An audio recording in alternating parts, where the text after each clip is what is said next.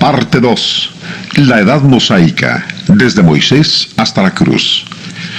La Edad Mosaica fue nombrada así en honor de Moisés, a través de quien Dios dio la ley del Antiguo Testamento. La ley de Moisés fue dada solamente para los israelitas, mismos que más tarde fueron conocidos con el nombre de judíos. Esta edad principia con Moisés, incluye acontecimientos del Antiguo Testamento, llegando hasta la vida de Jesús y su muerte en la cruz.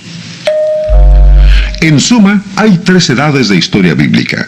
La primera es la edad patriarcal. Fue el tiempo cuando Dios habló a la gente por medio de patriarcas como Adán, Abraham, Isaac y Jacob. Ellos fueron las cabezas de sus grupos familiares. El segundo periodo es la edad mosaica. Este fue el tiempo cuando Dios gobernó a su pueblo por medio de la ley de Moisés. El último periodo en el que vivimos ahora es la edad cristiana. En este tiempo Dios habla a toda la gente a través de Jesucristo. Cuando estudiamos la edad patriarcal, vimos en los últimos cuadros cómo Dios envió la peor de las 10 plagas sobre Faraón y todos los egipcios.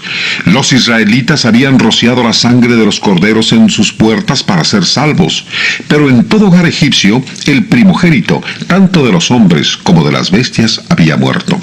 También el hijo mayor de Faraón murió. En medio de su disgusto, Faraón dio la orden de libertar a los israelitas del cautiverio. Así fue como los israelitas principiaron a salir de Egipto. Los acontecimientos siguientes son algunos de los eventos más importantes de la historia. Miles de personas, como la familia de Juan García y sus amigos, se han dado cuenta de lo interesante que es estudiar la Biblia. Estas historias bíblicas son mucho más interesantes que muchos de los libros escritos en nuestros días. Y aún más, las personas que estudian la Biblia están estudiando el único libro que les puede ayudar a prepararse para la eternidad. Esperamos que estas lecciones le ayuden a disfrutar más de su estudio bíblico y que también le ayuden a formarse el hábito de estudiar la palabra de Dios. En la edad mosaica está incluida la vida de Moisés y todos los acontecimientos que siguieron a su muerte, mientras que la ley del Antiguo Testamento estaba en vigor. Estudiaremos acerca del desierto, el monte Sinaí, el tabernáculo y la tierra de Canaán. También estudiaremos a los jueces, los reyes, el reino dividido y los profetas. Concluiremos el estudio de la edad mosaica con el nacimiento de Jesús y su ministerio, terminando con su muerte en la cruz. Mientras que Moisés sacaba a los israelitas de Egipto, el faraón tornó a su terquedad en contra de Dios y decidió dar alcance a los judíos y obligarlos a regresar para que siguieran siendo sus esclavos. El ejército egipcio dio alcance a los israelitas a las orillas del Mar Rojo. Asustados y desanimados, los israelitas principiaron a quejarse con Moisés, pero Moisés les dijo: no temáis. Ved la salvación que Jehová hará hoy con vosotros. Jehová peleará por vosotros. Éxodo 14, 13 y 14. Dios dijo a Moisés: di a los hijos de Israel que marchen. Moisés apuntó con su vara hacia el mar y las aguas se separaron por el poder de Dios. Este fue un gran milagro. Aún el fondo del mar hizo Dios que se secara y su pueblo pasó pisando tierra seca. Cuando los egipcios vieron a los israelitas caminando a través del mar, trataron de seguirlos, pero cuando los israelitas estuvieron a salvo en la orilla opuesta, el Señor dejó que las aguas se volvieran a juntar y todos los egipcios murieron ahogados. La Biblia dice: y vio Israel aquel grande hecho que Jehová ejecutó contra los egipcios, y el pueblo temió a Jehová, y creyeron a Jehová y a Moisés su siervo. Éxodo 14, 31. Miriam, la hermana de Moisés, dirigió al pueblo en los cantos y en las danzas con las que manifestaron el gozo de estar libres. Alabaron al Señor diciendo: cantaré yo a Jehová, porque se ha magnificado grandemente, ha echado en el mar al caballo y al jinete. Éxodo 15:1. La libertad de los judíos del cautiverio egipcio fue muy semejante a nuestra libertad del cautiverio del pecado que obtenemos cuando aprendemos y obedecemos la voluntad de Dios. El desierto fue el lugar donde el pueblo de Dios peregrinó por 40 años después que salieron de Egipto. Dios les había prometido una tierra en la que fluía leche y miel, pero a causa de su incredulidad, los hijos de Israel vagaron en el desierto por 40 años hasta que murió la generación que había salido de la tierra de Egipto. Fueron sus hijos los que heredaron la tierra prometida. En el desierto, Dios alimentó a su pueblo con una comida semejante al pan. Se llamaba maná. El maná caía diariamente del cielo. Dios hizo también que un viento fuerte trajera muchos codornices al campo. La gente las juntó para comerlas. Los israelitas se quejaban con frecuencia y no obedecían a Dios, pero Él seguía cuidándolos y enseñándoles a depender de Él todos los días. La tierra por la que peregrinó la nación de Dios era un desierto. Cuando su pueblo necesitó agua, Dios siempre la proveyó, y hasta hizo que brotara agua de una roca para suplir sus necesidades. Estos incidentes demuestran que Dios siempre provee para las necesidades de aquellos que caminan bajo su dirección. El monte Sinaí se fue perfilando en la distancia mientras que el pueblo caminaba hacia el sur. Este es uno de los lugares más famosos de todos en los que el pueblo de Dios acampó en su viaje por el desierto. Este es el monte en el que Dios dio su ley al pueblo por medio de Moisés.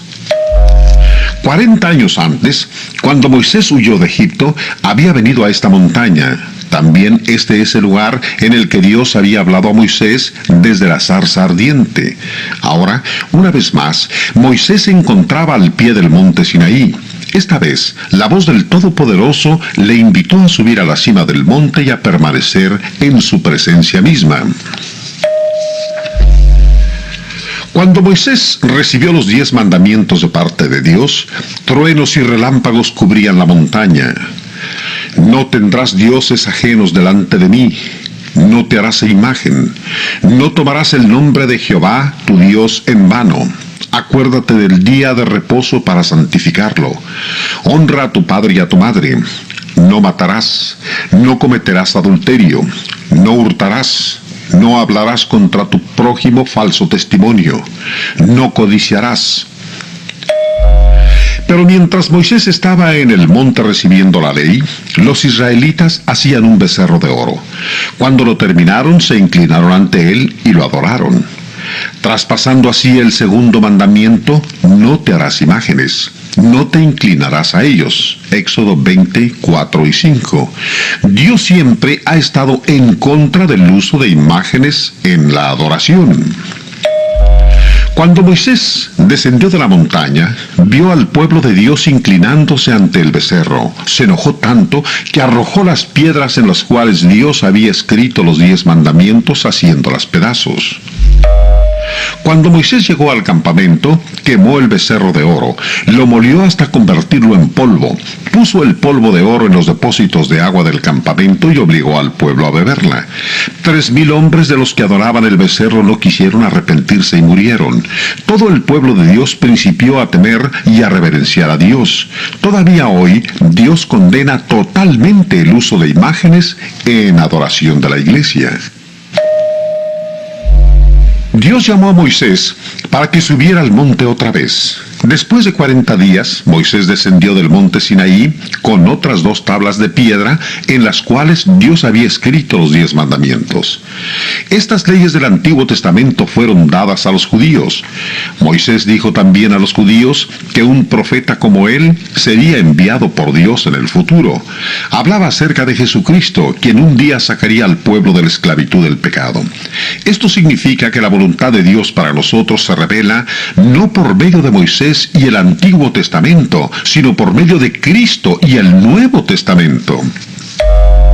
El tabernáculo era la casa de adoración judía. Esta fue la primera casa de adoración autorizada por Dios. El tabernáculo era el centro alrededor del cual las 12 tribus de los israelitas levantaban sus tiendas cuando acampaban en su viaje por el desierto. Un pilar o una columna de fuego se mantenía sobre el tabernáculo en la noche y una nube durante el día, mostrando así que Dios estaba cerca. Pero hoy, Dios habita por la fe en los corazones de los cristianos. Moisés vigiló con mucho cuidado que el tabernáculo fuera construido exactamente de acuerdo a las instrucciones que Dios le había dado en el monte Sinaí. Dios era y es muy delicado acerca de la forma como le adoramos. Por los materiales tan caros que se usaron en la construcción del tabernáculo, este debe haber tenido un alto valor monetario. El pueblo de Dios quería dar tanto que Moisés tuvo que pedirles que dejaran de traer su oro y su plata. Todavía hoy los cristianos deben de dar para la causa del Señor con corazones bondadosos cuando se reúnen para adorar a Dios cada domingo. Algunas sectas religiosas no siguen los métodos de Dios en cuanto a la ofrenda para su obra. Ellos reúnen dinero con subastas, cenas, juegos y varias formas de apuestas. Todo esto en nombre de la religión. Había algunos muebles dentro en los dos lugares del tabernáculo. Dentro del primer lugar estaba el altar del incienso. Cuando el sacerdote quemaba el incienso sobre esta mesa, se desprendía un olor de perfume. El quemar incienso para adorar a Dios era solamente una ley del Antiguo Testamento. Dios nunca ha ordenado que se use en la adoración cristiana. Hoy, en la edad cristiana, la Biblia enseña que cada cristiano es un sacerdote. Primera de Pedro 2:5, y que nuestras oraciones son un olor grato delante de Dios. Apocalipsis 5:8. Un día, dos sacerdotes del Antiguo Testamento, Nadab y Abiú, quemaron como incienso madera que Dios no había ordenado y fueron castigados con fuego que descendió del cielo hasta consumirlos. Dios había ordenado una madera especial para que se quemara como incienso. Estos sacerdotes la sustituyeron por otra que Dios no había ordenado. Este ejemplo nos enseña que debemos adorar a Dios exactamente como Él nos ordena en el Nuevo Testamento, y no en la forma que nosotros u otra persona pueda escoger. La segunda pieza del mobiliario en el primer lugar del tabernáculo era el candelabro, el cual sostenía 7 lámparas. Estas lámparas eran encendidas todas las tardes como parte de la adoración del Antiguo Testamento. Dios nunca ha ordenado que velas o candelabros se usen en la adoración cristiana. Hoy nosotros tenemos su palabra como lámpara que alumbra nuestro camino al cielo. Los cristianos deben estudiar la Biblia diariamente. La tercera pieza del mobiliario era la mesa de la proposición. El pan que se ponía en esta mesa lo comían solamente los sacerdotes como parte de su adoración. Cada día de reposo, o sea, el sábado, se ponía pan nuevo sobre la mesa. Hoy, en lugar del pan de la proposición, los cristianos toman la cena del Señor cada día del Señor. Este es el domingo. Puesto que el Nuevo Testamento enseña que todos los cristianos son sacerdotes, cada cristiano puede participar tomando la cena del Señor. Los dos lugares en el tabernáculo se llamaban, uno el lugar santo y el otro el lugar santísimo. Un velo pendía formando una cortina entre los dos lugares. El único ser con acceso al lugar santísimo era el sumo sacerdote. Entraba solamente una vez por año para ofrecer a Dios sacrificio por el pecado, por él y por el pueblo. Más tarde, cuando Jesús estableció su iglesia, Él vino a ser el único sumo sacerdote de Dios. Cada cristiano es un sacerdote que puede dirigirse a Dios directamente por medio de Jesucristo, quien es nuestro sumo sacerdote. Primera de Timoteo 2:5. Por lo consiguiente, Dios no aprueba en nuestros días sacerdotes especiales en la iglesia vistiendo vestiduras especiales y llevando títulos especiales tales como Padre. Mateo 23, del 5 al 9. La cuarta pieza del mobiliario del tabernáculo y la única pieza del lugar santísimo era un cofre de madera cubierto con oro. Esta era el arca del pacto. El arca contenía las tablas de piedra en las que los 10 mandamientos habían sido escritos, un recipiente con maná debidamente preservado y la vara de Aarón, la cual había florecido milagrosamente de la noche a la mañana. La parte superior del arca se llamaba el asiento de la misericordia. Era aquí donde el sumo sacerdote rociaba la sangre de los animales como ofrenda por el pecado, ofrenda hecha a Dios una vez por año durante la edad mosaica. Pero ahora Jesús, nuestro sumo sacerdote, ha entrado al cielo, el verdadero lugar santo, y ha ofrecido su propia sangre para perdón de todos nuestros pecados. Y no por sangre de machos cabríos ni de becerros, sino por su propia sangre, entró una vez para siempre en el lugar santísimo, habiendo obtenido eterna redención. Hebreos 9:12.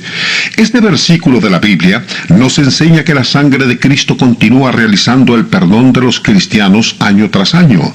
Después de la muerte de Jesús, ya no se ofrecieron más sacrificios de animales. Hoy, las personas pueden ser salvas por el poder perdonador de la sangre de Jesucristo. El altar de los holocaustos estaba enfrente del tabernáculo. Los animales sacrificados se quemaban sobre este altar diariamente. El sumo sacerdote también sacrificaba un macho cabrío sobre este altar una vez al año en el día de la expiación. Él llevaba la sangre del macho cabrío al lugar santo para ofrecerla por sus pecados y los pecados del pueblo. En este cuadro, el artista muestra algunas de las herramientas usadas por los sacerdotes. También podemos ver las largas varas usadas para llevar al altar cuando los israelitas tenían que viajar. Los sacerdotes del Antiguo Testamento se lavaban las manos y los pies en la fuente, un recipiente hecho de bronce que estaba a la entrada del tabernáculo. Hoy, nosotros debemos ser lavados por la sangre de Cristo antes que Dios nos permita entrar a su iglesia. El tabernáculo del Antiguo Testamento, con sus lugares separados y su mobiliario, era un lugar físico de adoración. El tipo de adoración del tabernáculo era estrictamente para los judíos durante los tiempos del Antiguo Testamento. Hoy, Dios no aprueba el uso de altares especiales, ropas especiales, velas, imágenes o cosas parecidas en la adoración de la iglesia.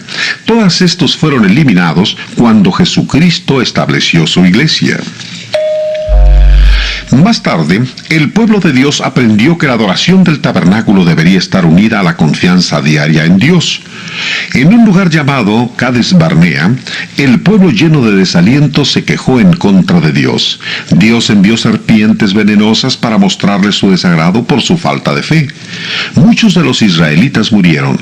Cuando el pueblo se arrepintió, Dios le dijo a Moisés que hiciera una serpiente y la levantara en un poste.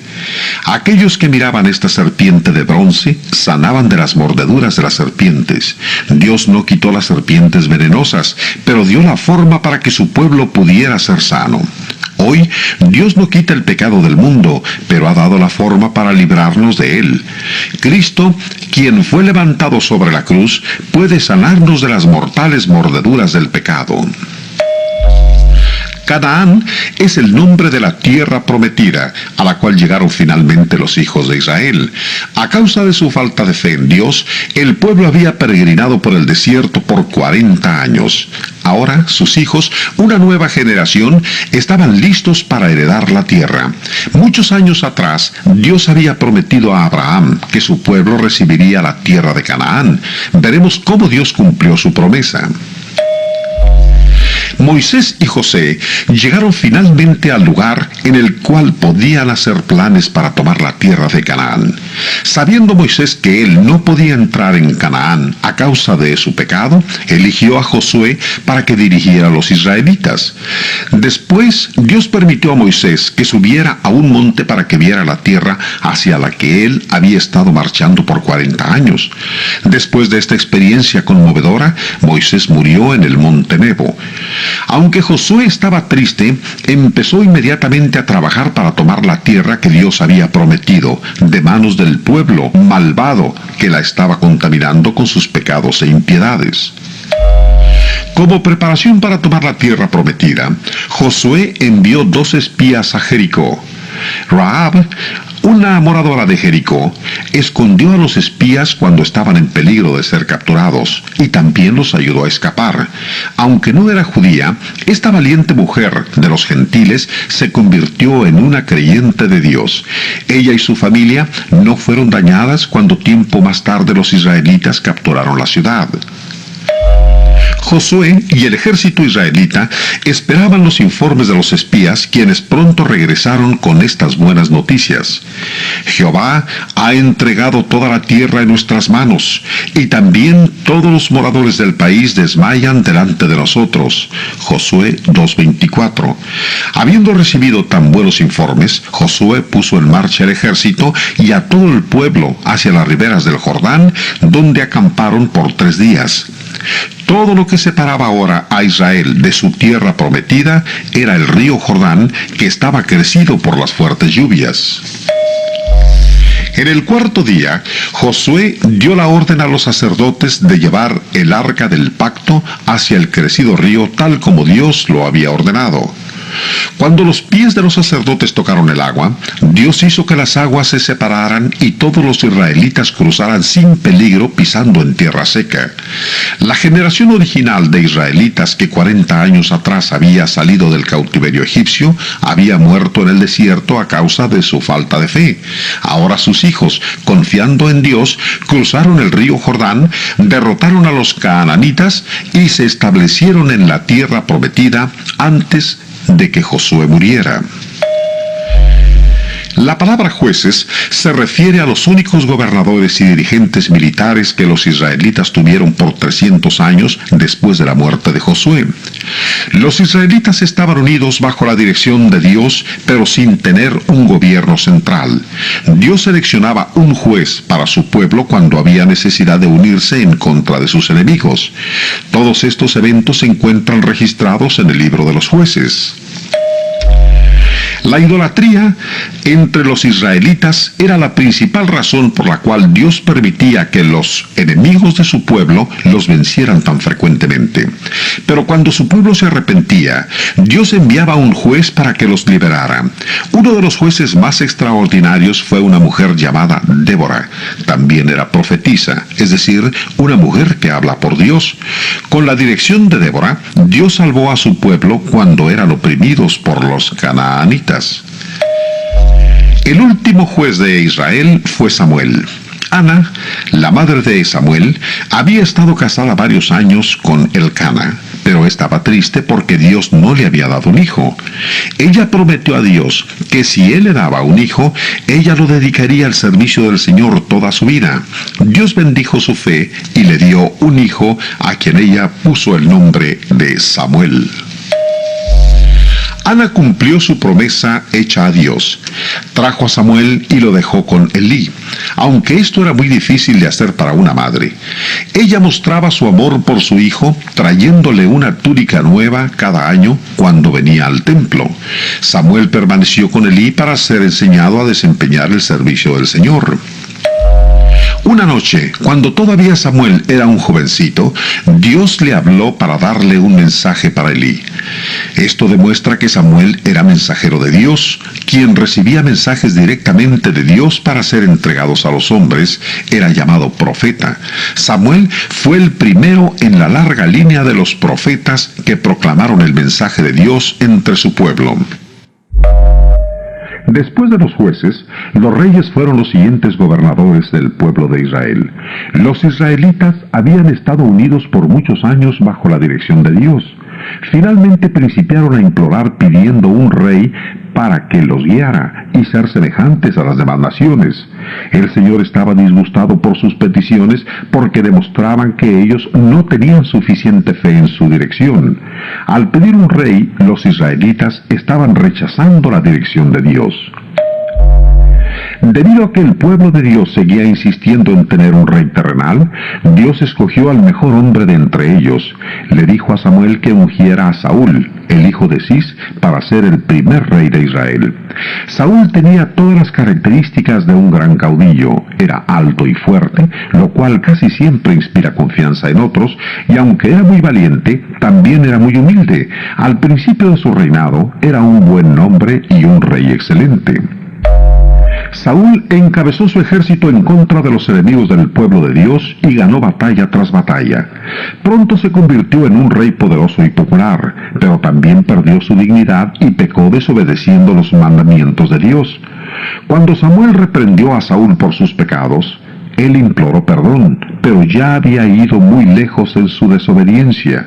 Samuel le dijo: por cuanto tú desechaste la palabra de Jehová, él también te ha desechado para que no seas rey. Primera de Samuel 15:23. Dios había prevenido a los israelitas acerca de los problemas que resultan al tener un rey terrenal.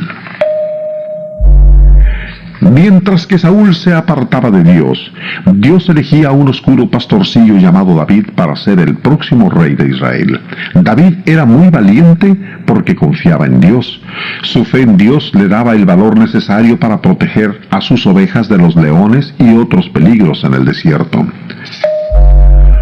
Cuando Saúl todavía estaba gobernando, Dios envió a Samuel a Belén para que ungiera a David como el segundo rey de Israel. David era el más joven entre sus 7 hermanos, pero Dios lo eligió a él para que fuera rey en lugar de elegir a cualquiera de sus hermanos mayores. Dios explicó por qué no eligió al hermano mayor. Jehová no mira lo que mira el hombre, pues el hombre mira lo que está delante de sus ojos, pero Jehová mira el corazón. Todavía hoy el Señor se interesa más por el interior que Él ve en la persona que por el exterior que otras personas miran. Poco después de que David fue ungido, principió a servir en la corte real, pero en más de una ocasión Saúl trató de matarlo. David era tan buen soldado peleando contra los perversos canaanitas que llegó a ser más popular entre el pueblo que el propio rey Saúl. Saúl se llenó tanto de celos contra David que llegó a atentar contra su vida. Después de gobernar por 40 años, Saúl se suicidó y el joven David se convirtió en el monarca gobernante. El rey David gobernó al pueblo de Dios durante los 40 años siguientes. Era un gobernador dedicado y efectivo. Su pueblo le amaba y le respetaba. David fue también músico excelente y poeta inigualable. Escribió muchos salmos en los cuales refleja su amor y devoción por Dios y su confianza en su cuidado. Dios se refiere a David como un varón conforme a mi corazón. También prometió a David de que de su descendencia Jesús vendría a la tierra. Cuando murió David, Salomón, su hijo, fue hecho el tercer rey de Israel. Dios dijo al joven rey que le pidiera cualquier cosa que deseara. Salomón quería gobernar con sabiduría al pueblo de Dios, así que pidió a Dios que le diera un corazón entendido para juzgar al pueblo. Dios contestó su oración dándole más sabiduría de la que cualquier mortal haya tenido. También le dio fama y riquezas. Dios le pidió a Salomón que le construyera un templo en Jerusalén. Este templo vino a sustituir el tabernáculo, el cual había sido construido por Moisés y usado por casi 500 años. El templo era un edificio maravillosamente bello. 183,000 hombres trabajaron 7 años para construirlo. Fueron 40 los años de prosperidad en los que Salomón gobernó a Israel. La fama de la sabiduría y sus riquezas llegaba hasta tierras distantes. La reina de Sabá viajó miles de kilómetros para ver si todo lo que ella había oído de Salomón era verdad. Cuando comprobó la sabiduría de Salomón y la gloria de su corte, todo lo que pudo decir fue: ni aún se me dijo la mitad. Durante el reinado de Salomón, la nación alcanzó el cenit de su prosperidad y la máxima extensión de sus fronteras. Mucha de la sabiduría de Salomón está preservada en el libro de los Proverbios, de los cuales Salomón es el principal autor. Después de una vida de variadas experiencias, Salomón concluye diciendo que todo el deber del hombre es temer a Dios y guardar sus mandamientos. Eclesiastés 12:13. La división del reino es el periodo siguiente más importante de la historia de Israel.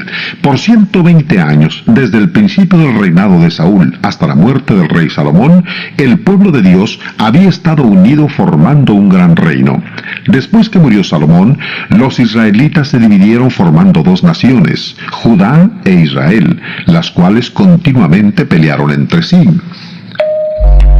La división entre el pueblo de Dios pronto apareció cuando Roboam, hijo de Salomón, empezó a gobernar al pueblo. Roboam era muy orgulloso y egoísta. Rechazó el consejo sabio de los ancianos, quienes le aconsejaron para que fuera un servidor del pueblo de Dios, pero siguió el consejo de los jóvenes de poca experiencia. Estos aconsejaron a Roboam que impusiera más tributos que los que Salomón puso y que mostrara al pueblo que en todas formas él iba a gobernarlos como le agradaba. Roboam aceptó el consejo de los jóvenes y conforme a ellos se condujo.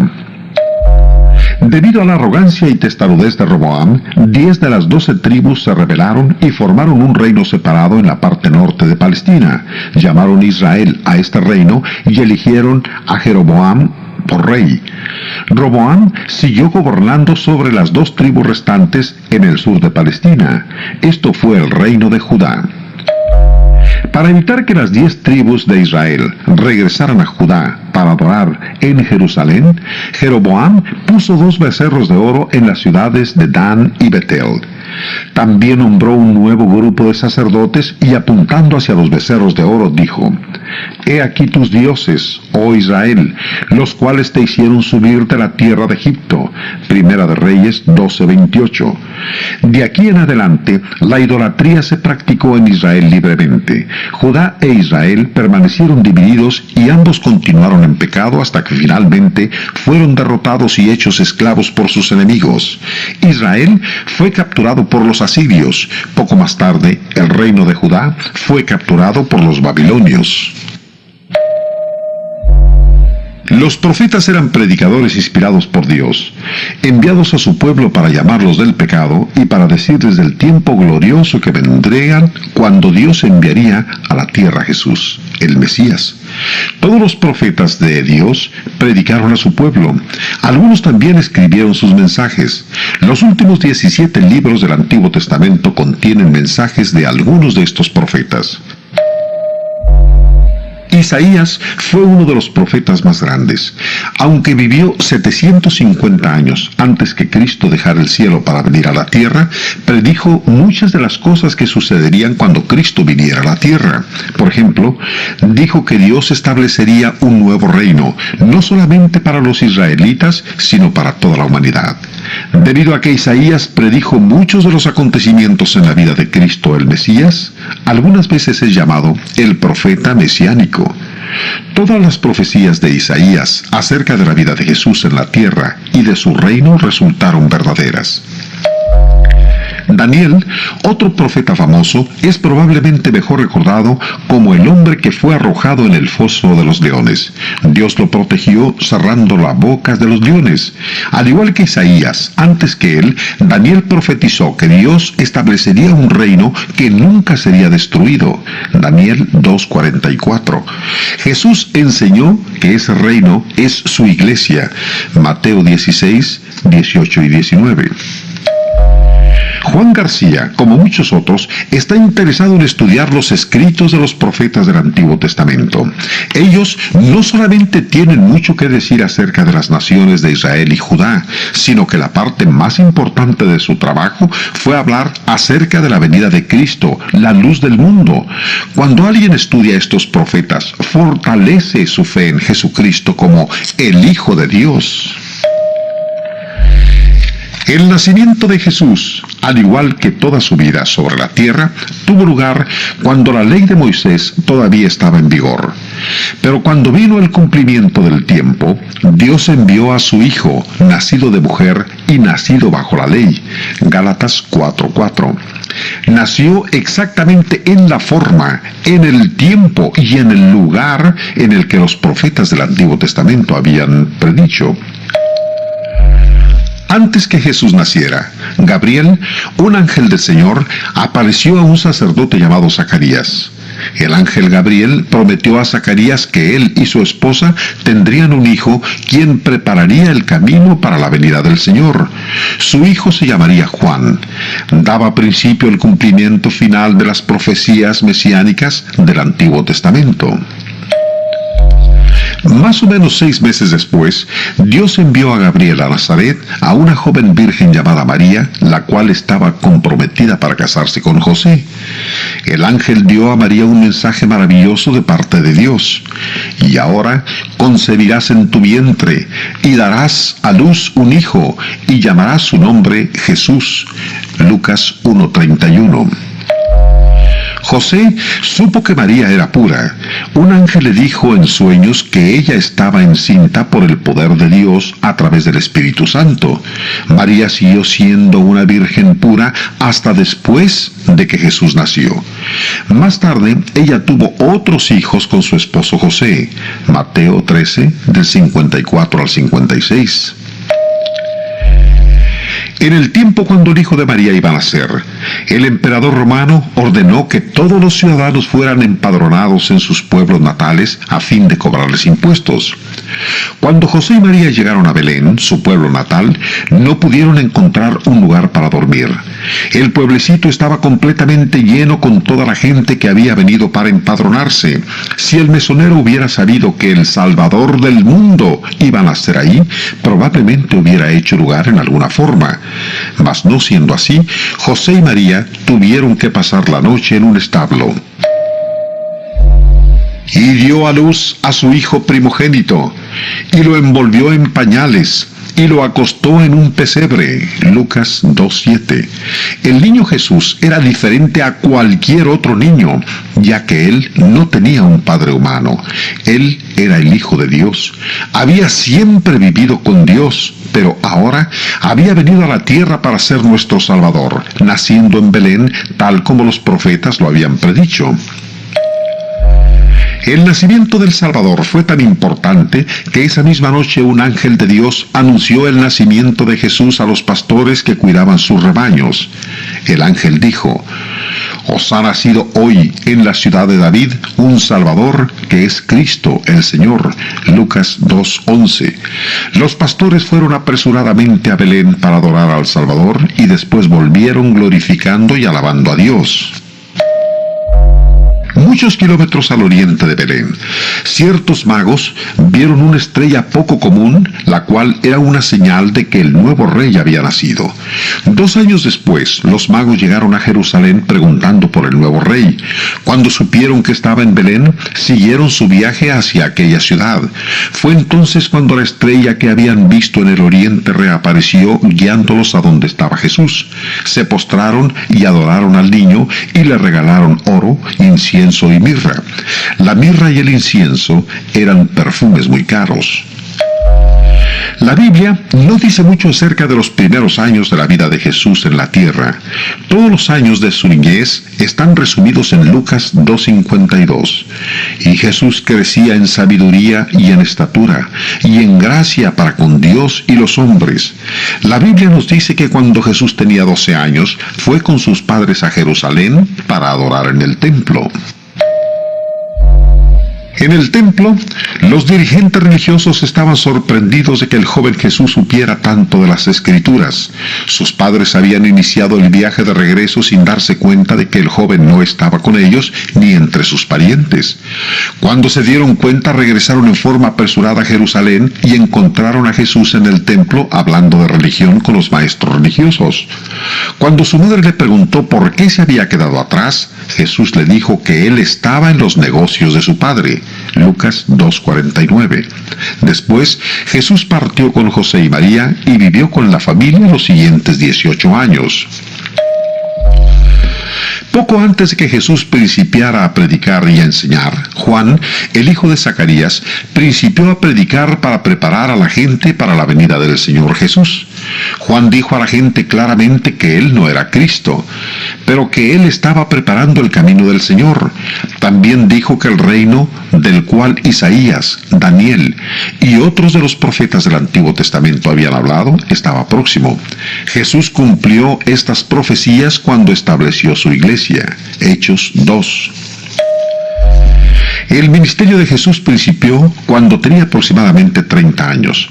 Él vivió y murió en el período mosaico de la historia bíblica y fue la única persona que cumplió perfectamente la ley de Moisés. Jesús caminó poco más de 100 kilómetros desde Galilea hasta Betábara para ser bautizado por Juan en el río Jordán. Después de que él fue sumergido, ascendió de las aguas. Marcos 1:10. La palabra griega bautizo, la cual usó Marcos cuando escribió acerca del bautismo de Jesús, significa sumergir. La Biblia dice que Jesús fue bautizado para cumplir toda justicia. Él no fue bautizado para el perdón de sus pecados, puesto que nunca pecó. Nuestro bautismo es diferente, porque nosotros pecamos y nuestros pecados necesitan perdón. Después del bautismo de Jesús, el Espíritu de Dios descendió sobre él en forma semejante a una paloma, y una voz desde el cielo dijo: «Este es mi Hijo amado, en quien tengo complacencia». Mateo 3:17. Más tarde, Juan dio su propio testimonio de este acontecimiento. «Vi al Espíritu que descendía del cielo como paloma y permaneció sobre de él. Y yo no le conocía, pero el que me envió a bautizar con agua, aquel me dijo: sobre quien veas descender el Espíritu y que permanece sobre él, ese es el que bautiza con el Espíritu Santo. Y yo le vi y he dado testimonio de que este es el Hijo de Dios». Juan 1, del 32 al 34. En el principio de su ministerio, Jesús eligió a 12 hombres de diferentes ocupaciones para prepararlos para que fueran sus apóstoles y guiaran su pueblo. Puesto que Jesús pronto regresaría a su Padre Celestial, estos hombres se necesitarían sobre la tierra para extender su evangelio. Más tarde, Jesús envió al Espíritu Santo para que guiara a los apóstoles, de tal manera que cuando ellos predicaran o escribieran la doctrina de Cristo, no cometieran errores. En esta forma, Dios ha dado a la humanidad una revelación plena y completa de su voluntad. Lo que los apóstoles escribieron, nosotros podemos leerlo hoy en la parte de la Biblia conocida como el Nuevo Testamento. Jesús tenía poder de Dios para hacer milagros con los cuales demostraba que Él es el Hijo de Dios. Su primer milagro fue convertir el agua en vino. De esta manera mostró su poder divino sobre la naturaleza. Sanó a los enfermos, a los paralíticos y a los ciegos. Tenía el poder para saber lo que la gente pensaba sin necesidad de que la gente dijera cosa alguna. Jesús mostró su poder divino sobre todas las cosas, hasta resucitó muertos, para que creáis. Juan 20:31. Al efectuar milagros por el poder de su Padre Celestial, Jesús demostraba una y otra vez que Él es el Hijo de Dios. Jesús, el Maestro por excelencia, predicó muchos sermones y enseñó muchas lecciones. Algunas veces predicó a grandes multitudes, otras veces enseñó solamente a una persona. Jesús se refirió a sí mismo como el buen pastor, quien cuida no solamente de las 99 ovejas que están seguras en el redil, sino que también ama y va en busca de la oveja solitaria extraviada. Lucas 15, del 3 al 7. Siendo Jesús el buen pastor, estaba dispuesto a dar su vida por sus ovejas. Juan 10 al 11, 17 y 18. Cuando Jesús habla de sí mismo como el buen pastor, muestra su gran amor por todas las personas. Jesús enseñó a la gente acerca de Dios y del cielo usando objetos familiares los cuales podían verse sobre la tierra. Por ejemplo, usó a las flores para enseñar una lección acerca de la fe. Dijo: «Considerad los lirios del campo, cómo crecen, no trabajan ni hilan, pero os digo que ni aun Salomón con toda su gloria se vistió así como uno de ellos. Y si la hierba del campo que hoy es y mañana se echa en el horno, Dios la viste así, ¿no hará mucho más a vosotros, hombres de poca fe?» Mateo 6, del 28 al 30. Aunque Jesús era amado por la mayoría del pueblo, era envidiado y odiado por los gobernantes. Ellos veían en su justicia sencilla una amenaza a su presuntuoso poder. Ellos creían también que Jesús quería ser un gobernador político sobre un reino terrenal. Esta es la razón por la que los dirigentes judíos predispusieron el ánimo del pueblo en contra de Jesús para matarlo. No se dieron cuenta que lo que verdaderamente estaban haciendo era cumplir el plan de Dios en el que Jesús debía dar su vida como sacrificio final por el pecado.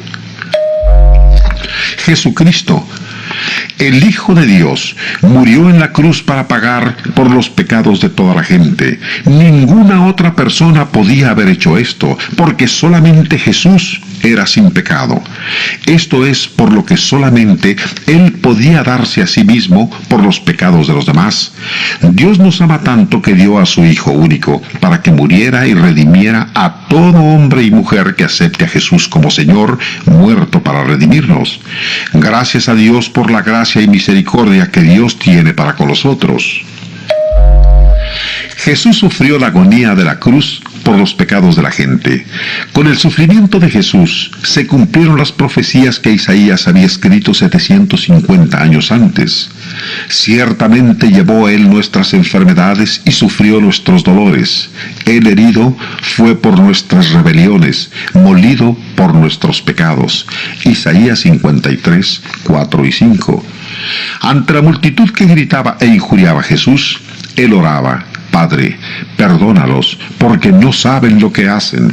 La gente no sabía que muchos de ellos pronto lo aceptarían como el Hijo de Dios y como su Salvador. Jesús y 2 ladrones fueron crucificados el viernes por la tarde. En el mismo día, un poco más tarde, vinieron unos soldados para quebrar sus huesos para que murieran antes de las 6 de la tarde, antes de que diera principio el día de reposo de los judíos. Ellos vieron que Jesús ya estaba muerto, así que no le quebraron sus huesos. De esta manera se cumplió otra profecía acerca de Jesús: no será quebrado hueso suyo. Juan 19, 36. Un soldado clavó su lanza en el costado de Jesús y su sangre se derramó. La segunda parte de la historia bíblica termina con la muerte de Jesús. En el estudio de la Edad Mosaica hemos visto los siguientes puntos: los israelitas en el desierto, el monte Sinaí, el tabernáculo, Canaán, los jueces, los reyes, el reino divino, los profetas, el nacimiento y el ministerio de Jesús.